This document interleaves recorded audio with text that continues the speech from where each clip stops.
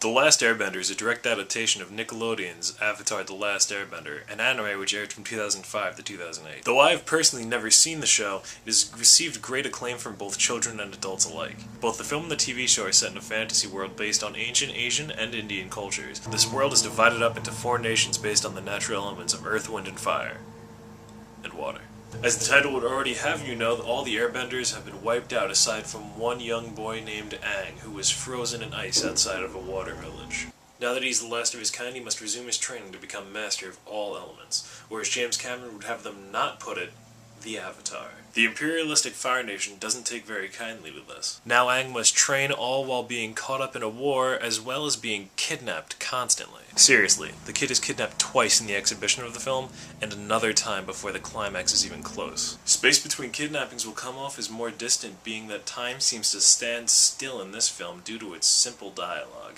This attempt to keep the attention of younger children coupled with the poor acting of the film made Last Airbender more of a chore than a leisure. Oversimplifying dialogue for younger viewers is a near pointless task. Kids who are going to pay attention are going to keep up with dialogue a little bit more mature anyway.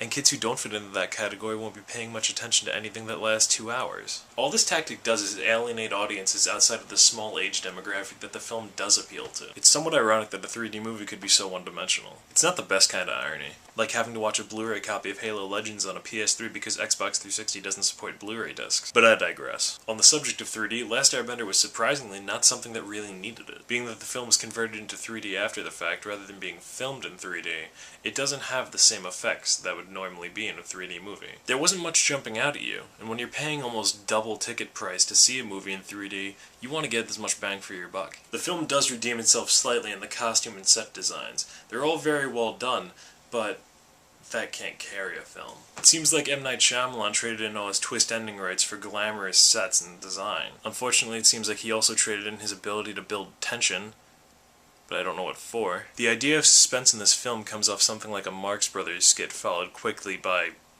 weird martial arts. Not to say that martial arts is weird, but the choreography was just odd. None of the fight scenes seem natural, especially being that Aang is so much smaller than all of his opponents. Above all else, the film seems ultimately pointless in the end, being that none of the characters really reach out to you. The closest thing to a likable character is Prince Zuko of the Fire Nation, who is torn between his desires to do good and his need to appease his father. Regardless of the fact that it's the film's best character, Tom Felton did it better. Especially considering the high ticket price, Airbender isn't something you should be going to see unless you have kids that are dying to see it, who have also seen The Karate Kid and Toy Story 3 abundant times, and are going to die if you don't bring them to the theater. Anyone above the age of 9 should really just hold off on the fantasy movies until Harry Potter and the Deathly Hallows comes out, because Airbender will not meet your needs.